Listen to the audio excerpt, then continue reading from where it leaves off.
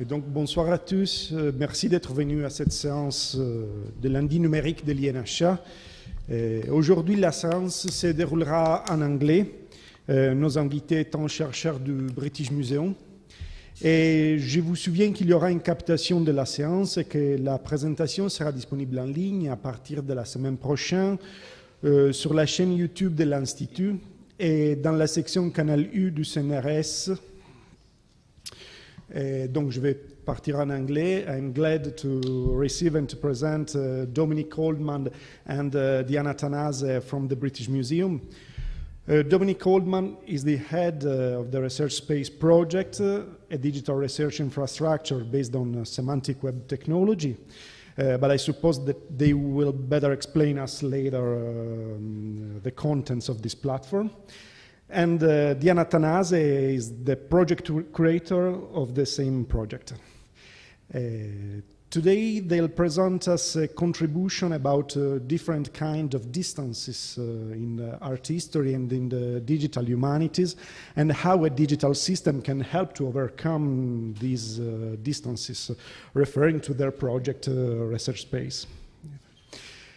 I remind you that the presentation will last about an hour to allow in the end a discussion between speakers and audience.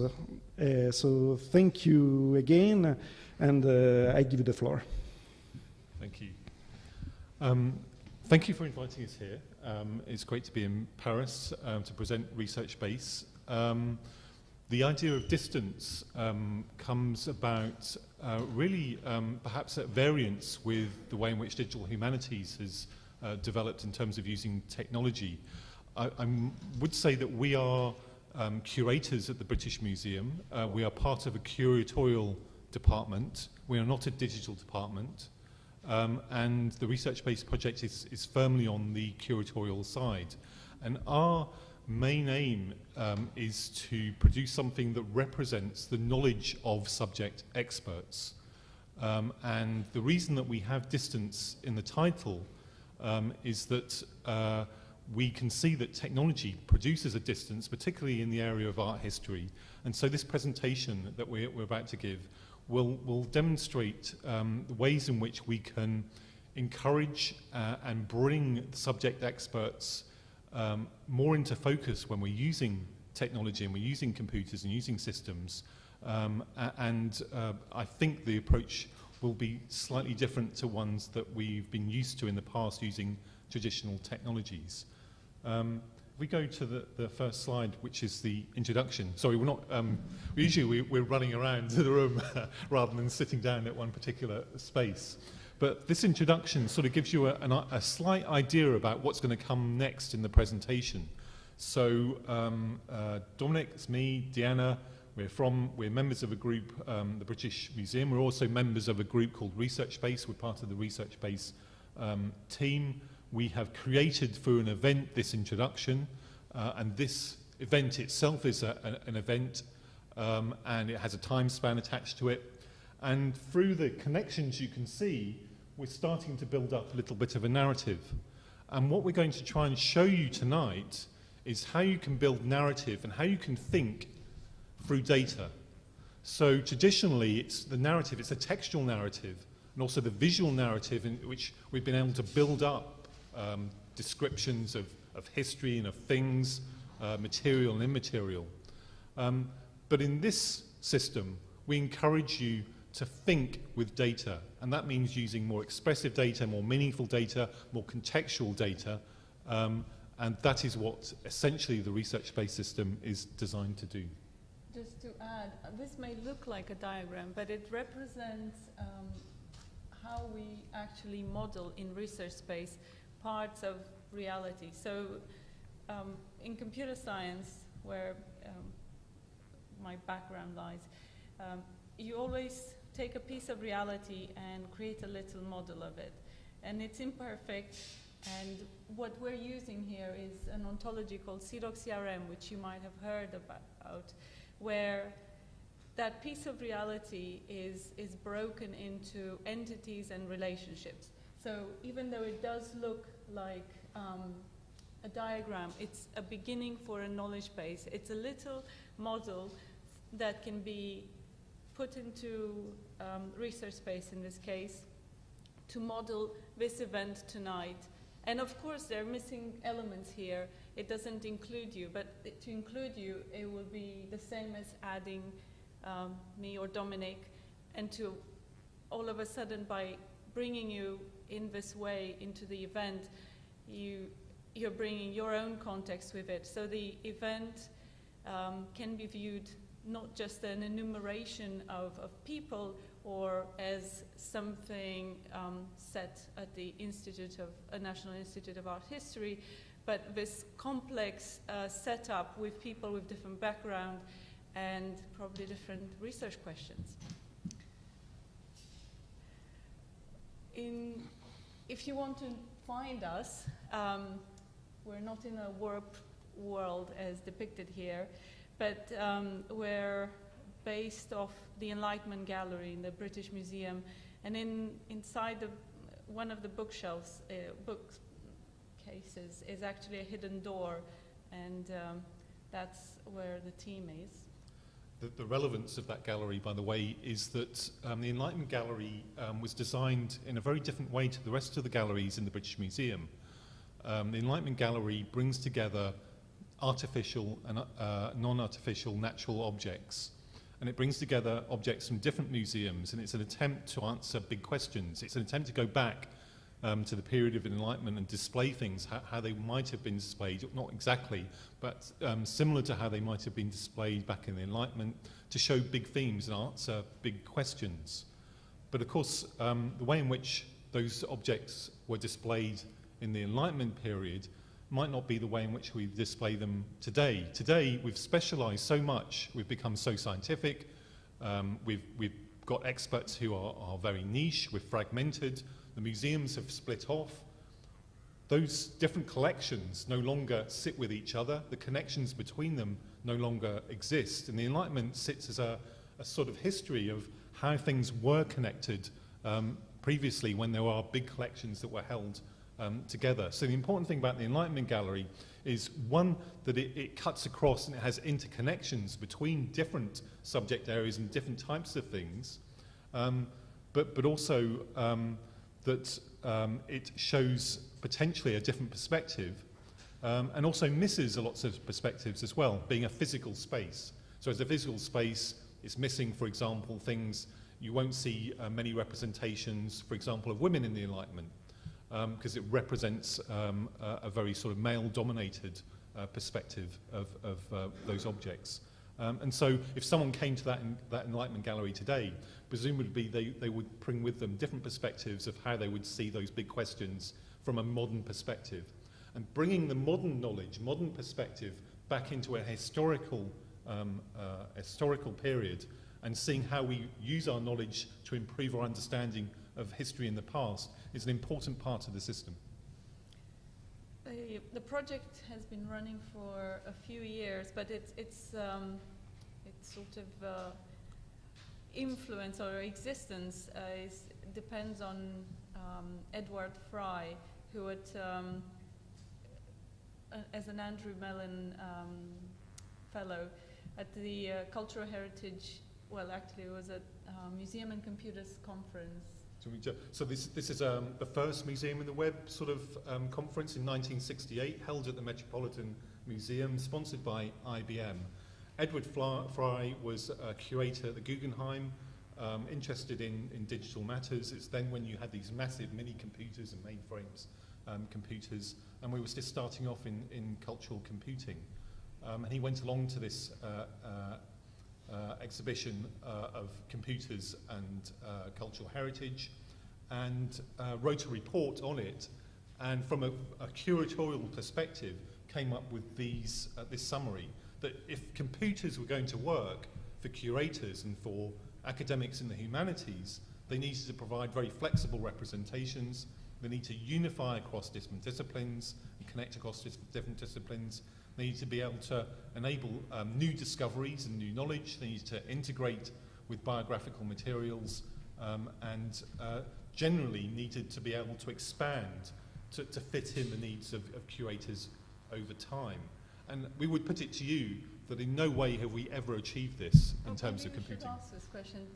Are you using a system that sort of fulfills this brief? When you're researching, you have a system that's representing biographical material, places, people. You can search across, you discover things with the help of those digital systems in some way, apart from Google. Which doesn't do that. So we would put it to you that these systems currently do not exist, and we would suggest that the systems we do use, which are mostly indexes, are quite flat and don't have the sort of dimensions that Edward Fry was talking about when he first went to this this symposium, this workshop conference in 1968, and that's a long, long time ago. So if you know, if we try to describe ResearchSpace, but we're sort of quite close to the project, but in its essence and the examples we're going to show tonight, ResearchSpace is a research project. So what we're doing is creating the software and helping set up a community of people that will grow this software, but also will approach creating these digital spaces for research in new ways and push technologists a little bit more that has been done so far. We will be criticizing databases, but not as how much do they help us kind of capture ongoing research, and we'll give more examples in a moment. And the key thing is that we're going to show some projects that are using ResearchSpace and prove that ResearchSpace is also kind of a framework for developing digital systems, particularly for cultural heritage type of research projects. I can take this. Oh, sorry. Oh, we're not close enough. Okay, so this is the front page of the ResearchSpace website, and we've tried to... Under-designed. Yeah, it's a growing website, but this is statement at the front sorts of tries to encapsulate what we're trying to do with the system. So without reading all the way through it, it's a contextualizing knowledge system. And what I mean by contextualizing, it uses connections or relationships between entities, or what we would call processes, not entities. And the reason we use the word processes is because we acknowledge that knowledge is always changing. Those contexts help you to understand the meaning of particular things within a system. So if you just have field and value pairs in a database, as you do in a database, you need to be able to semantically explain those in your user interfaces. This is a system that contextualizes within the data itself and uses relations and properties between things to do that. It also contextualizes in a disciplinary way, in that we allow people to apply their own language, their own disciplinary language, on top of this ontology. So ResearchSpace effectively employs an onto-epistemological interface that allows both an ontological basis for the data to make it stable and universal, but then allow you to overlay disciplinary language on top of that. And then you can see that it grows knowledge. So the idea is that it's collaborative and participatory, and that when you put something into the system, when you make a statement, an assertion, a belief, an argument, that other people can contribute to that. And this is how information grows, and this is how the provenance and history of information grows. So it's not a static system, and one of the issues with database systems and information systems in the past is that they have no history. And this is a system that attempts to produce a history of knowledge. I guess one thing you can discover on your own is we forgot to put the link to the demo site. So there's a demo.researchspace.org, and you could, well, it's still not super intuitive, but you will get a sense for how you can do searches across space and time. You have some examples of how arguments are captured, and we'll go through all of that in the presentation as well, but if you want to explore on your own. So it's demo.researchspace.org. there are a few examples. Well, there are actually 3 projects here that, even though we released the software, it's actually 2017 that we released the software. End of the year. There were a few European projects and other institutions that adopted ResearchSpace in their work, and they're using it in different ways. So one example is the Sphere project at Max Planck Institute, and what they're trying to do through this new way of modeling, create a network of knowledge around the influence of Johannes Sacrobosco in science across Europe. And this project is, one of the outputs is to create this network of knowledge that's going to be analyzed. Another project, the one that we're going to speak a bit more, is a project where the British Museum is involved firsthand, is an art history looking at the last 30 years of Hokusai's work, and will showcase the work of Roger Keyes, a researcher of Hokusai, and describe, we'll have a case study around that. And lastly, a project, a European Union project in archaeology, where one of the problems that they're trying to solve is reassembly and reassociation of broken parts of a certain object. And they started with it all started with a simple situation of how do you bring museum data together so you can start searching. And you start with the Excel spreadsheet, the XML from those museums, and the model, using CRM modeling, we brought those data sets together relating to particular Cyprus-based collection. Salamis, and actually Nokratis is not Cyprus-based, is Egyptian Greek sites. Yes. Yeah.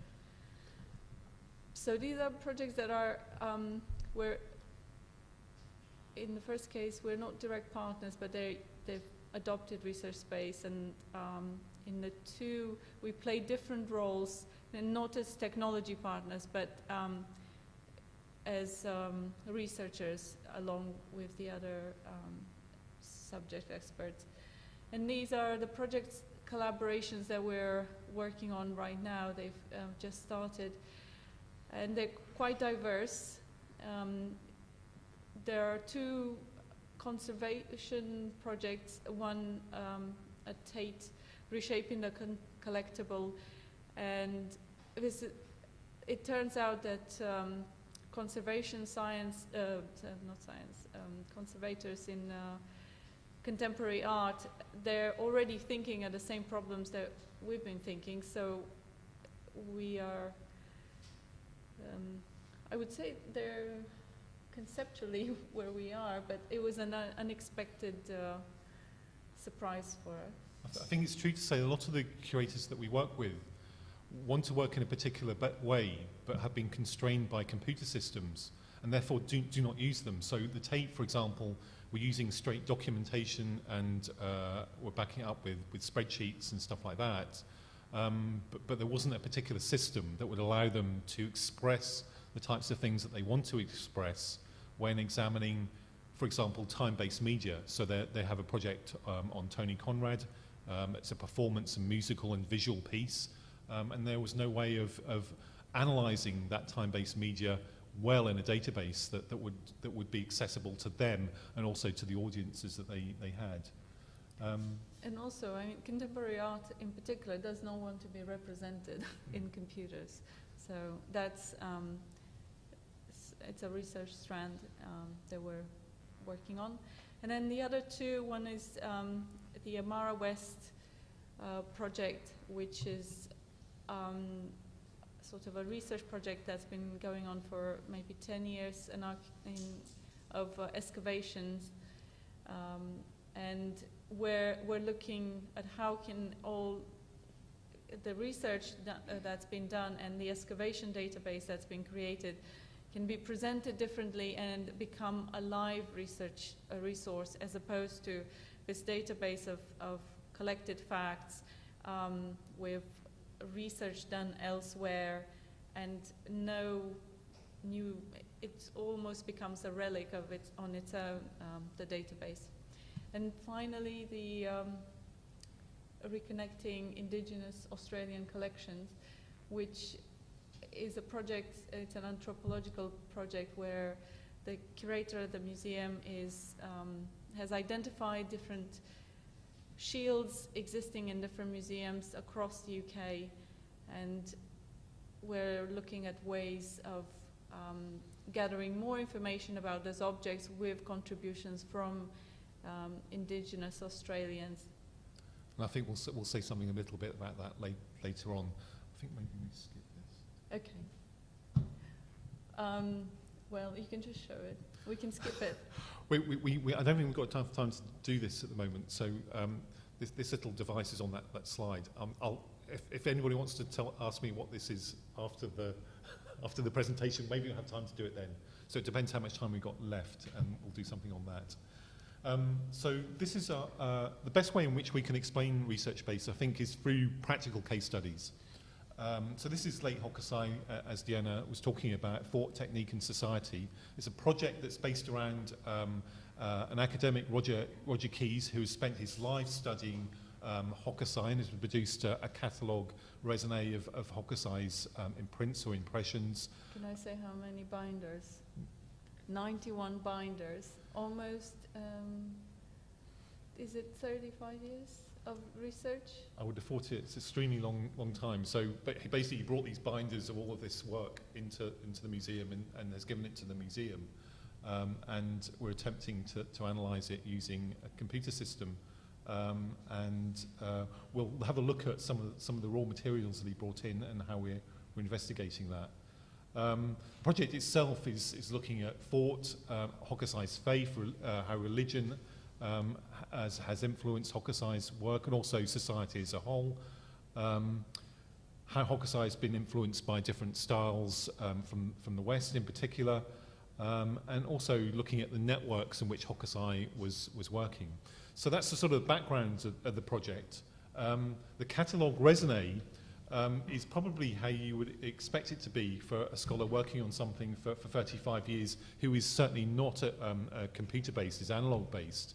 And you get something like this. So you get lots of written notes which are looking at different impressions that Hokusai made that are available from different institutions.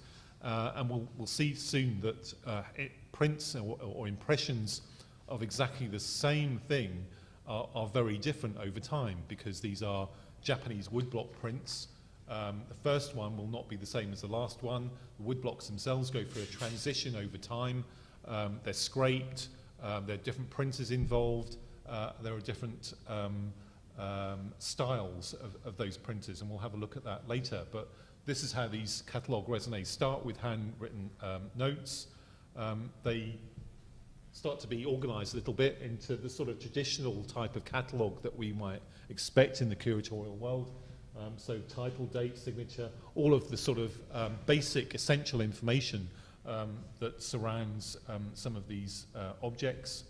And then perhaps a little bit more information about their context, their size, the sort of things that you'd find in a museum catalogue record.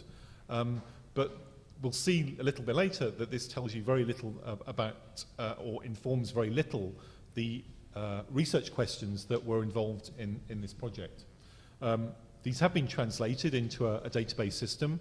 This is not the ResearchSpace system, but a sort of interim system that has been set up in order for you to find all of these things that come from the 91 binders that Diana was talking about. So you can search for them using some of the field names and find these documents.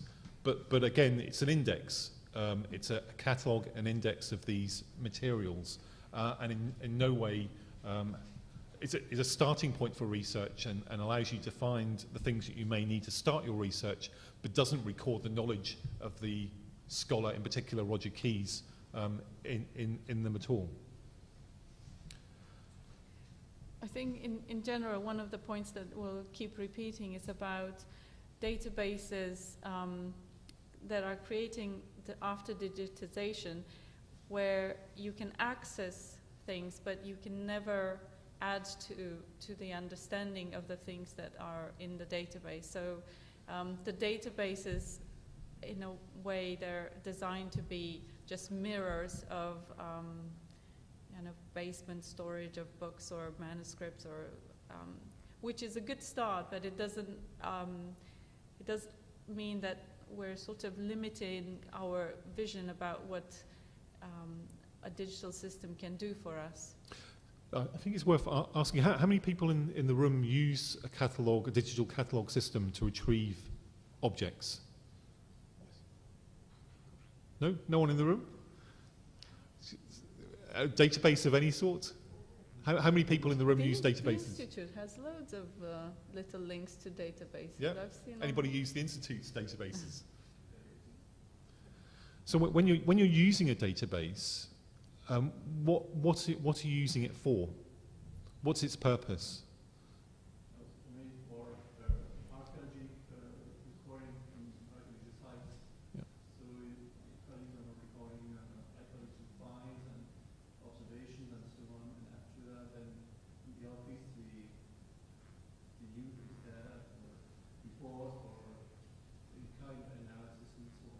Okay, so you've got a database and you fill in data of the finds and you have a record of the finds. What happens then? So when you start discovering stuff that isn't in the input fields of the database, where does that additional information go? Yeah, so they use, for example, for X's, which are real true database. Yep. And then after that they use and make some requests and so on. And mainly they use more and more some GIS for spatial aspects of the data. Okay.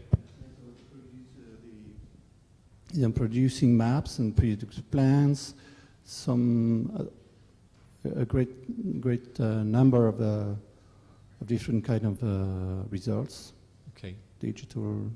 And at some point you're producing articles or books. Yes, of course. And narratives. Yes, of course. They're producing reports, final report of a archaeological excavation, and so and after that, scientific publication, as in many other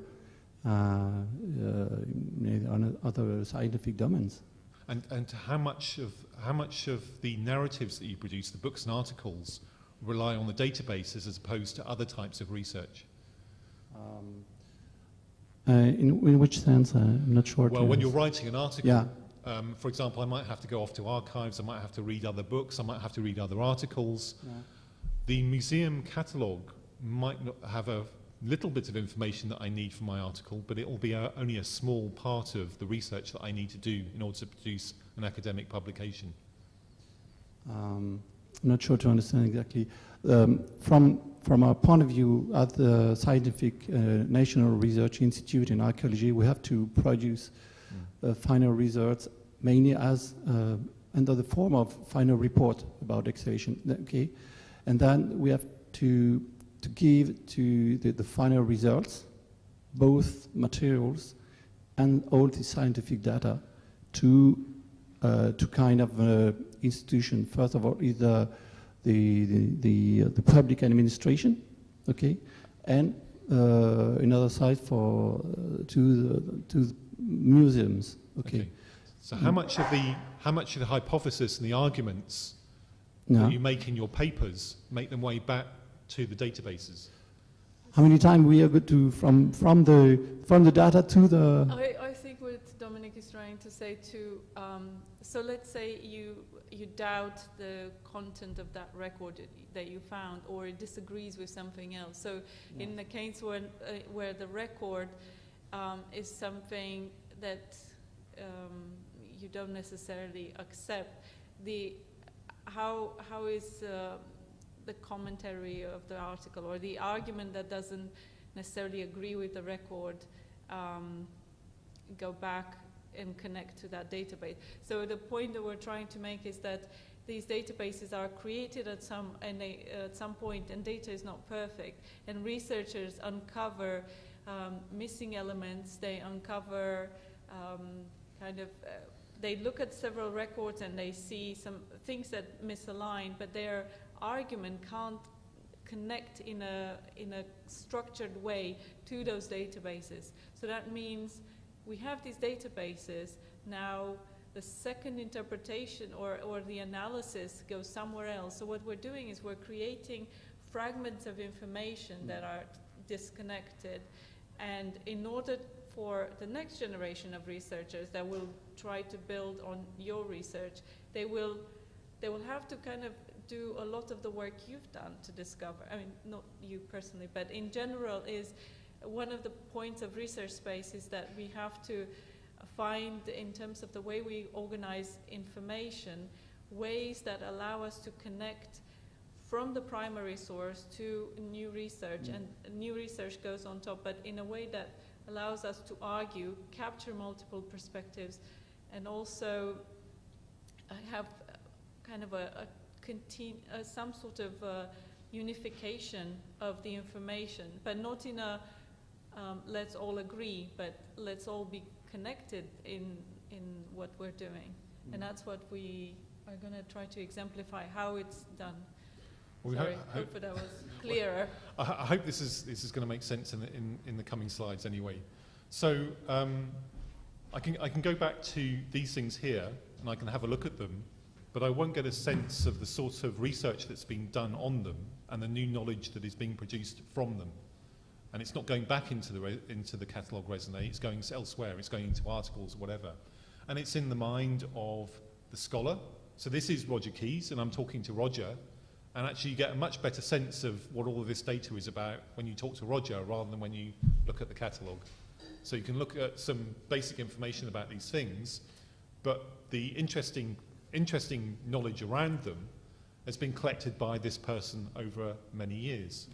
How do we collect that knowledge from him rather than a fixed catalogue database, a fixed field database? Because obviously in his mind, he's thinking about a lot more things than the title, dimensions, colour, pigment, whatever. He's thinking about lots of other interpretations of that artwork. He's talking about propositions. He's talking about beliefs that have come from evidence that may have come from the catalogue, but may have come from elsewhere as well. And you get a sense of that when you're talking to him. I think my comment would be that a lot of our historians that we spoke with distrust digital to help them with their research.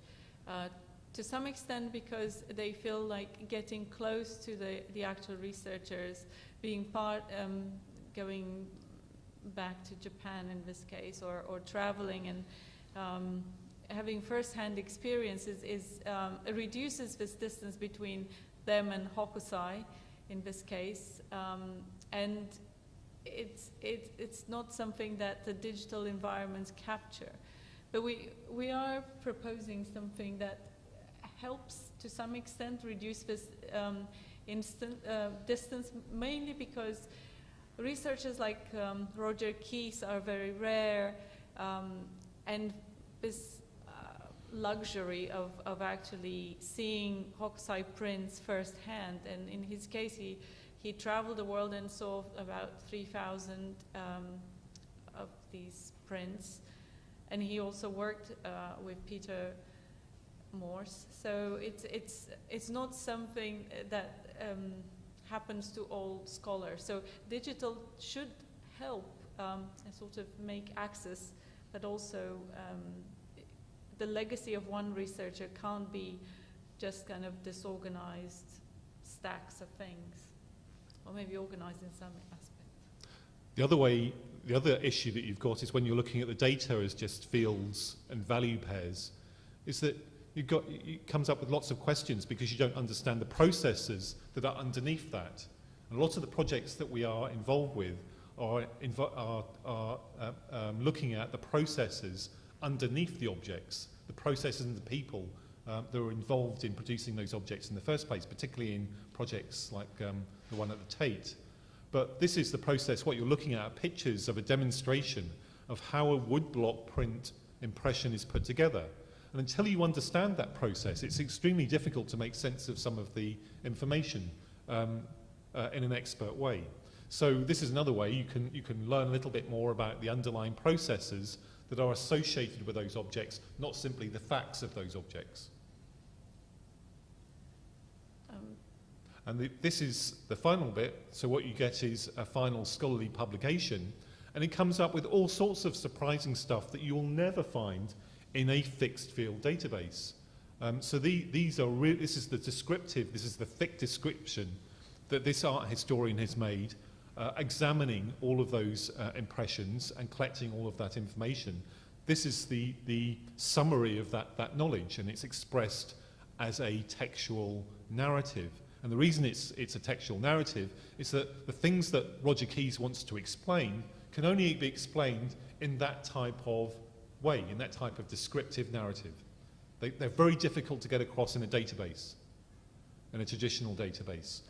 I think it's worth kind of briefly telling a little bit the story of the Pink Fuji. Is a print that Roger Keyes looked at, and initially he thought it's something old and not necessarily one of the first impressions in a series, but what he notices is the darker blue halo, and together with some other visual observations, he was able to argue that this is probably one of the first impressions in the series, and these red Fuji type of prints, they've been done later on, and this is more in keeping with the color you see in the morning,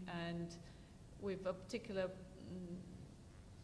sort of moment of the year when the light looks in this way and the mountain. Exactly. So what we've got here is exactly what he did. So in this article, it explains to you exactly how he came to his conclusions. So what he's basically saying is that this is a picture that's set in the morning mist.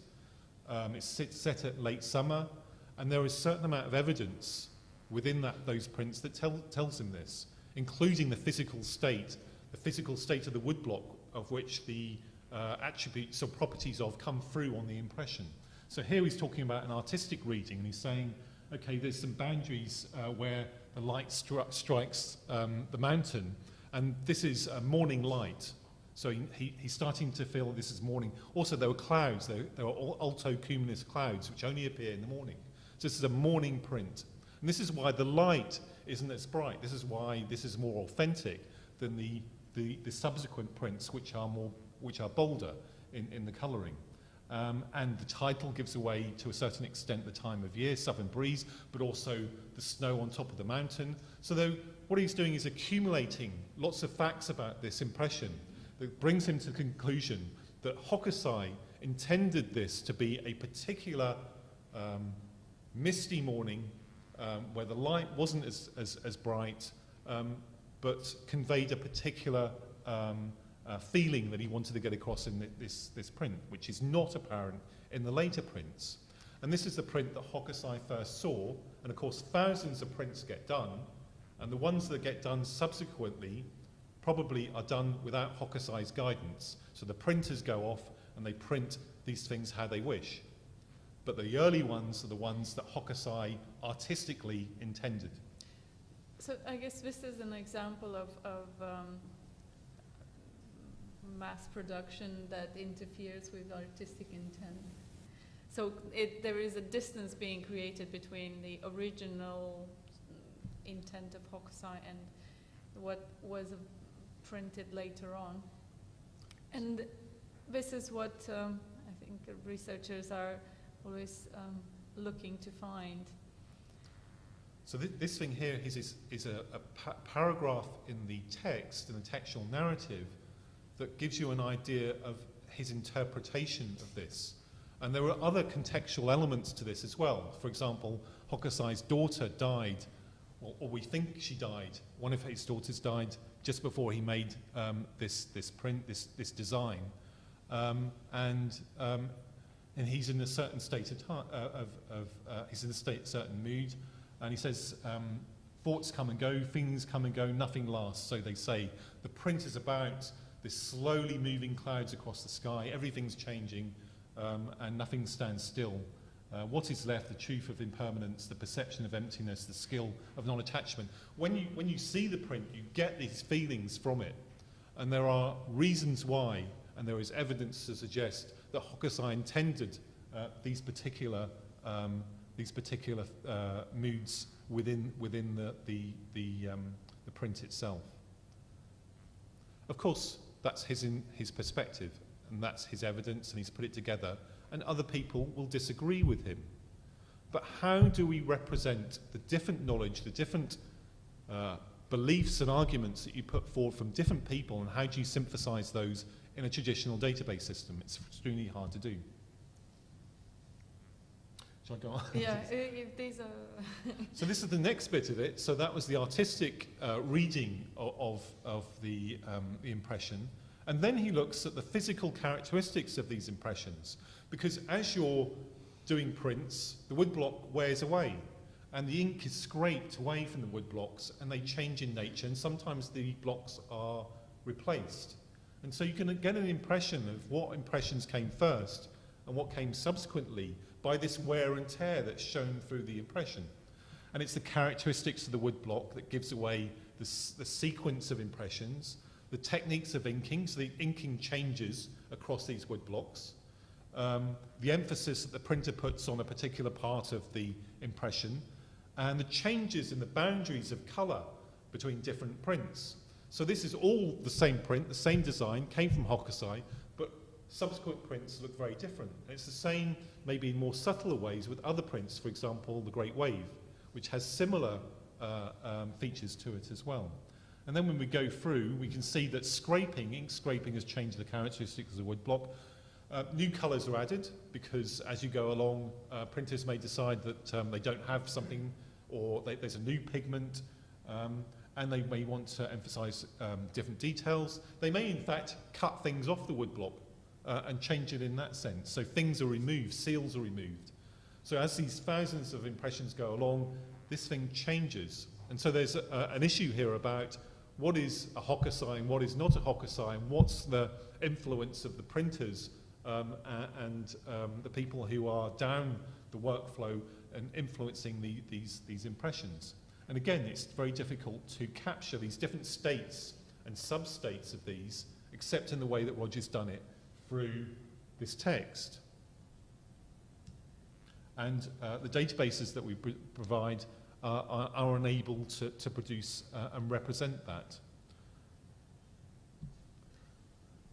So one thing that's worth mentioning is the project has, the late Hokusai project has several components. One of them has been actually two exhibitions, one at the British Museum and one in Tokyo. And apart from the a database that was created based on digitized work from the catalog, we're working on an instance of ResearchSpace that's being used to help looking at impressions from 3 museums, the Metropolitan, the Freer Sackler, and the British Museum. And we're bringing those data sets together and trying to investigate sort of in new ways using a different, using the model that we'll explain in a moment,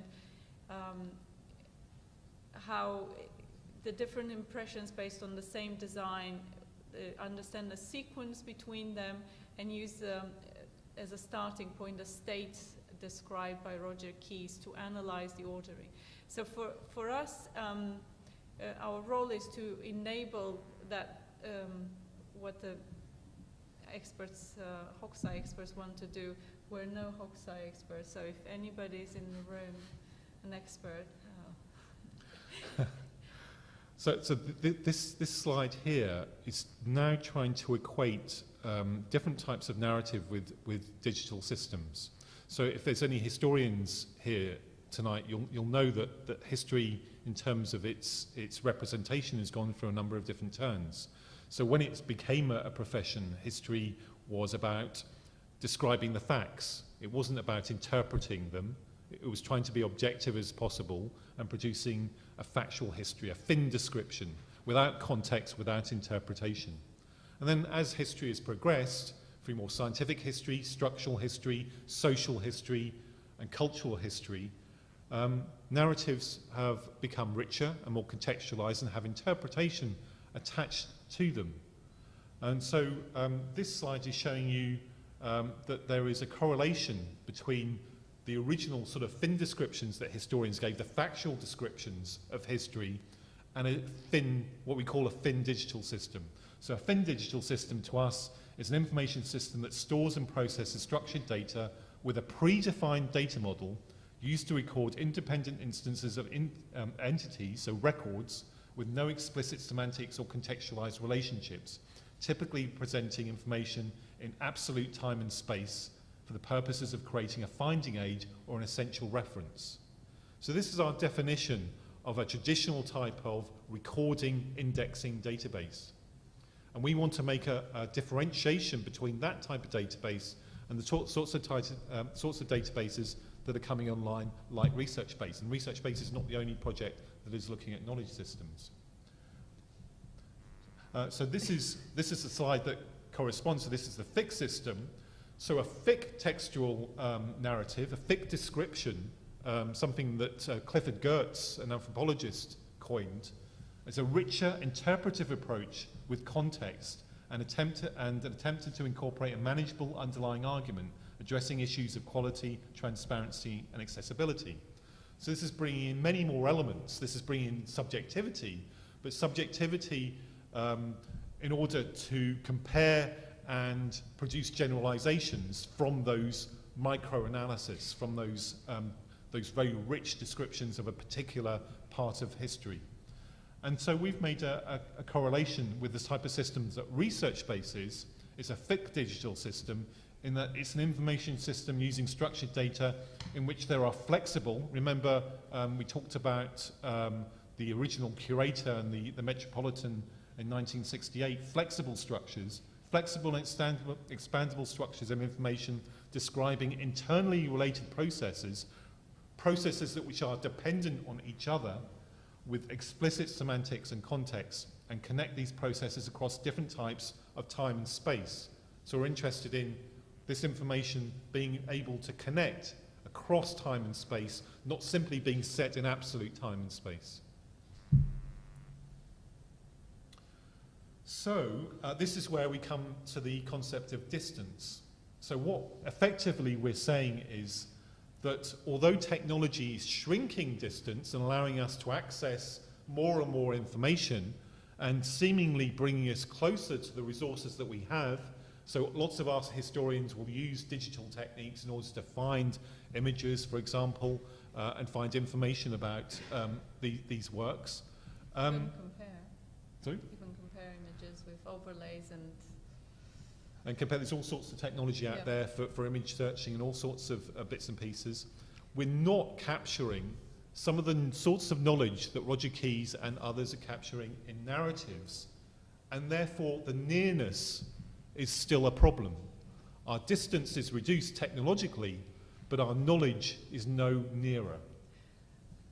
And I mean, in Roger Keyes' examples, you had all those visual observations that could become annotations, and enrich the database. And this is, do you want to? This is kind of an intrinsic problem to what we're trying to do. Is where we're asking experts to open up the process of how do they make an argument and split it into pieces. So one of with the argument that you've seen for the Pink Fuji as one of the first impressions, it's got a mix of visual observations plus Roger Keyes looked at many impressions by Hokusai, plus he has a deep knowledge of Japanese culture. So in his argument, you have a mix of visual observations that for a young researcher they can be pointed towards that, but the rest is something that they will have to grow on their own. The problem is to what extent are art historians and researchers in general willing to explain how they reach their conclusions. And this is, Keith Thomas is one of Dominic's favorite historians. You can't get away from this because this is, no. He's a historian, your subject area. So going back to the question we had about databases, you can record data and what you're not recording are some of the decisions you made in terms of why you recorded that data, what's its relevance, what you're selecting for your academic publications, and that type of thing. So Keith Thomas is a famous historian. He produced this book, which is still popular today, called Religion and the Decline of Magic. And he produced a little article about how he went about producing this book. And effectively what he does is he goes off to the historical archives and he's got his notebook and he writes his notes and he puts on one side the note and on the other side the citation, and he keeps on going for about a year. And then what he does is he cuts the book up and he puts it into envelopes. All these pieces of paper go into envelopes which have a category written on the side of the envelope, and he stuffs these envelopes in his cupboard. And then when he's ready to do the work, produce the book, write the book, he gets all these envelopes out and he sticks them on the table and he empties them all out and puts them out and tries to work out what's relevant to the argument that he wants to make with this book and what the connections are between all of these pieces of information that may or may not be relevant. And he does this by himself, and he selects what he thinks supports his argument. And what you get is, in the end, a book where none of that information, or very little of it, all those decisions that are being made and all of that unconscious stuff that's going on at the time that he's making these selections and finding these pathways through all of that information that he's produced, are not represented in the book. You don't know how he does it, which is why he says in his article, it never helps historians to say too much about their working methods, for just as the conjurer's magic disappears if the audience knows how the trick is done, so the credibility of scholars can be sharply diminished if readers learn everything about exactly how their books come to be written. So this is one of our most famous historians admitting that it's not a good idea to admit transparency, because there are gaps in history, and there are other historians who will criticize the way in which that selection and that process of selecting and developing arguments within that book have been done. And that's why we never see any of that work. And this has to change. This has to change because we need to start doing participatory history in which those perspectives and arguments are transparent, and we can start. Okay. So, since we're, we're going to quickly, we've really shown the problem here, so I think it's worth going through the solution. The solution is trying to create knowledge maps. So what are these knowledge maps? They're similar to maps, but they allow you to transform potentially your notebooks with lots of notes and connections and transition it from Excel spreadsheets into a knowledge base. So I'm going to jump to an example of ResearchSpace. That's probably going to, should I, which one?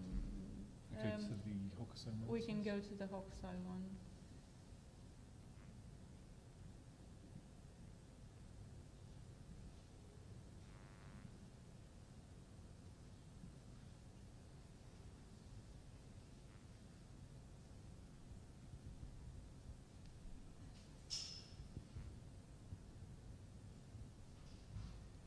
Now, if you're, I'm not sure how big this is.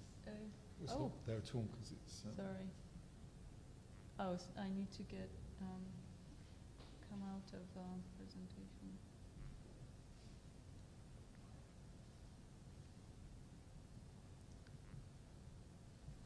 That's it. Okay, I think it's worth just going through some examples. Is that think so. somewhat readable? Let's go through it a little bit more detail. So what's happening here is that we are taking the article and we're taking the evidence from that article and we're creating entities within the system that reflect the facts and arguments that Roger Keyes is making. So what effectively is happening if I click on this and I move this arrow into space, I'm allowed to create a new entity in this system, and I can select a type of relationship between it. And what's happening here is I've got the article here. If I make this a little bit bigger. I think it's much bigger on the screen. Is it? It's much bigger on the screen. Yeah. Okay, so I think this says document. So this is a piece of documentation. And documented within this document is a piece of information about the arc of light, also the halo around the mount, and it also documents the cumulus clouds. This refers to morning. This refers to this is depicted in the image of this print, and it's very similar to this other print, but the impression has a title which indicates that it is late summer. And there is an interpretation of this, which is using the excerpt. And what's happening underneath this is that every time you add a new piece of information to this system, as an entity, as a piece of structured data, it creates a linked data entry into the database. So essentially, this is a visual way of creating a linked data database with semantics and context. But what's crucial here that in time, if we adopt this mix of knowledge bases plus narrative, it means that when we will do searches like what, where, when, who, we will be able to ask why. And that's something that databases today can't answer because we're not putting arguments in there. So if we are going to put beliefs, assertions, and arguments in the system, then we will be able to search, and the research that it's being done, it's going to be connected from the beginning with these databases that are being created of digitized material. So in terms of thinking long-term to grow knowledge in a particular field, this does allow you to build a more complex picture, and researchers will benefit. They will benefit from these collisions of arguments, but you need systems with, and mindsets of people that support this quite different approach, where it is okay to argue and it's actually encouraged, because different experts will see different things or focus more on different aspects of, in this case, of an impression. So you wanted to show another example. So we have many examples of knowledge maps that we created for different contexts. And these knowledge maps, they seem kind of here. It may appear that it's another knowledge map, but they're all part of the same knowledge base. We just have separate views so we don't clutter one screen with everything.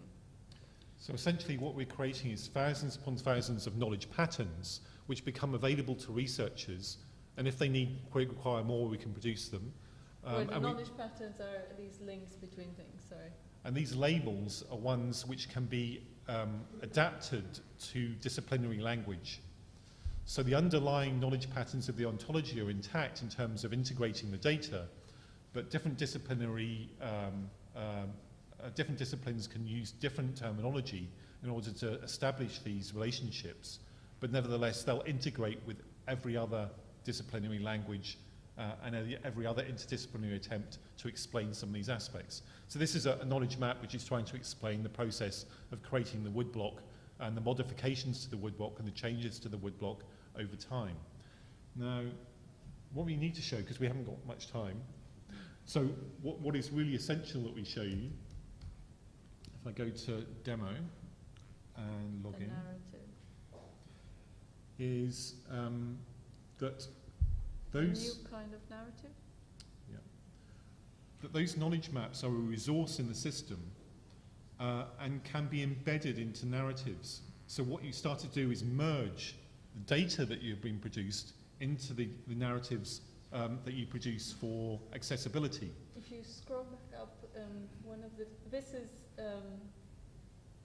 what you can embed here. Embed is also searches. So if you build these types of live narratives, as we call them, and the data underneath changes, it's going, and you've added as part of your narrative the searches you've performed, that means someone who's reading your article is going to get almost a definition of the path or an explanation of the pathways you took through the system, and it will allow them to understand at a much deeper level than just by reading text with data separate. So it is a means of integrating data, process, and research in one place. So what we've done here, we've got a paragraph here, and we've got an image of the argument that's being relayed in the narrative, and we've got a link to the creation of the argument in the first place. So on this image here, you can see that there is an argument where there's a belief, there's a link between two drawings, which we're saying have been done by the same person or influenced by a particular person, and that's embedded into the system. And if I go back down to it, so we go back to this argument, you can go back to the information that was put in for that argument in the first place by the scholar who put it in. So you can incorporate people's beliefs into your narrative, and you could negate them with your narrative, or you could enter a belief that negates their argument. And what it does is it sets up chains of argumentation. So this is the belief that was put into the system. If I just open that up, you can start seeing the information that was put into that, and I can start organizing that, and I can put it into a picture, and that picture then can become part of the, can be saved to your clipboard, and you can start embedding it into the system so that you can clarify the sources that you had to justify that argument that you made in narrative. And equally, you can do it the other way around. I think the key sort of thing to remember, from our perspective, a researcher opens up the discussion, opens the narrative, does not try to control the narrative. And a lot of the kind of printed publications, they reflect the means of publishing and sharing that were available at the time. But in this information era, particularly with information online, provenance, change, history, and a very clear process of keeping, of engaging with your next generation of researchers is important to make research valid and actually impactful in the long term. But it challenges things. Okay. Just do one more thing, just very quickly. So, we won't have time for questions. Just 2 minutes. This is going to trigger lots of good questions. So, just to show how this is put into operation, once you put all of the knowledge map into the system, if I do a search on this system, so I say an actor is related to a thing, there's a context for that thing, so has met, curator, owner of, referred to, refers to, let's say is a creator of, a thing, I don't know what the thing is, so I say the thing is related to a place. It's one of these contextual relationships. These are aggregations of the relationships you put into the knowledge maps. So created, let's say Edo, and I choose Tokyo. And what I get is not this isn't a search for things, it's a search for actors, and I get actors, and I can carry on that search, and I can look at the relationships.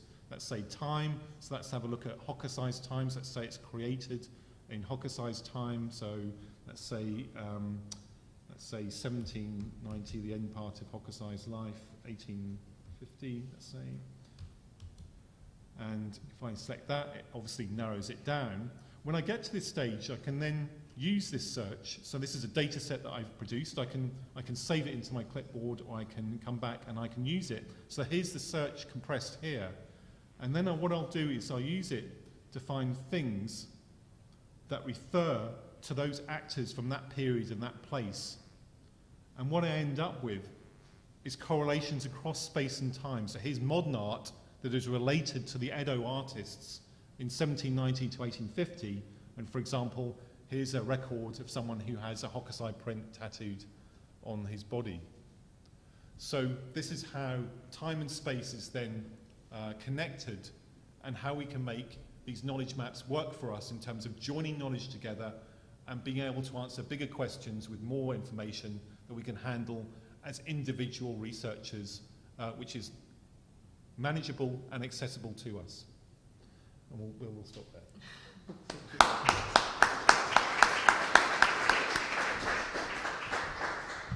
Thank you very much. It's a huge challenge to allow our traditional structured data to speak to, and I ask to the audience if anyone have questions. Okay. Hi, thank you very much. I was just wondering, how much time does it take for a researcher to create one such diagram? Because you've had experience now, so I would be curious that learning time, and then also because, I mean, I love that you're thinking about the future and the next generation. I'm probably, hopefully, part of it. But we're also living in a society where we have less and less time for research, and I'm pretty sure it's faster if we don't have to reduce our research to discrete information that we enter and create context and give a relationship and source. So I'm a bit worried. If you can reassure me about the time it takes, I would be very curious about that. Thank you. Can I ask, what are you, an art historian, archaeologist, anthropologist? Art historian, computer scientist as well. So I would be hopefully faster, but not sure. Do you create any spreadsheets or databases? No, I program my work. I work with databases, but I use text files and transform JSON things and so you visualize try to data. Automatically. So who creates those JSON files? I've worked with a database that's pre-existent as my current work. Yeah. I think the answer is it depends. But one thing what we're doing is creating a catalog of these knowledge patterns. So you wouldn't. That's why we have we have 2 full years working on the project, and part of it is to create these catalogs of connections that are reusable, and you can import them into an instance of ResearchSpace. The difficulty is to kind of decide on what's important for the project. So the projects that that we're working on, creation of knowledge bases, that is important because you have people working on a particular question on that knowledge base at the moment, but new things, new types of questions will emerge. So it's almost like it's a long-term approach.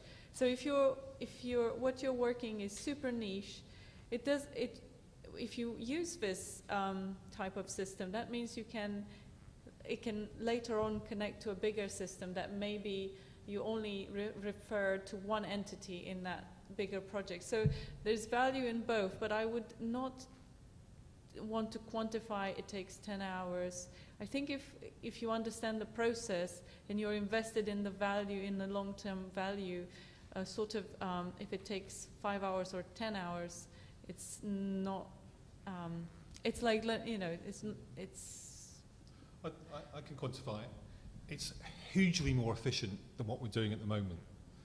It's hugely more efficient because we produce thousands upon thousands upon thousands of databases that fade away and that information just disappears. This is a system that's, that is based on a sustainability because it's closer to the subject experts. Lots of systems that are produced mediated by technologists who produce models in the traditional way. They don't reflect the knowledge patterns that subject experts have. And this means that huge numbers of databases are not sustainable. They simply disappear. We know of huge numbers of databases that simply disappear. They lose their relevance and because there's this disconnect between... Absolutely. So I would put it to you that the British Museum catalogue, which is what has 4 million objects in it at the moment, it's got another 25 years to run on the project to insert them. I would say that if you went round and had a look at what curators are producing in spreadsheets and in their Word documents, and you transferred what they were doing on a daily basis to a system like this that reflected the types of information that we want to record, you produce a database of millions and millions of records, even bigger, much faster than we've done with documentation procedures, where curators are inputting records which don't necessarily reflect the research that they're doing, but is a chore that they have to do. I think in one digital art journal they called it grunt work. Grunt work is documentation, adding these things in. We're talking about sidestepping, giving the subject experts direct access to database technology that allows them to put their information in directly, and that saves huge amounts of time. I have a question to go beyond the demo. Can researchers from other institutes participate or use the power of ResearchSpace with their own data? So there is a GitHub that and where the software, the code is available. Technology-wise, it is a little complicated. So it's not a WordPress installation, if you're familiar with that. But it's open source. There is the Cord Consortium, if you want to mention that. There's a consortium of non-BM institutions that are focusing on open research in humanities. And they have adopted ResearchSpace, and they will, we're working with them to turn it into a long-term collaboration on the code part, but also in the creation of a knowledge base about ResearchSpace and how can you do it. So we've got 2 years to run on the project itself. So in that time, we expect it to be available on the cloud and individual researchers to access it and communicate with other researchers through it. So it is not a British Museum, exclusive British Museum application. Other questions? I think we are just in time for close. Yes.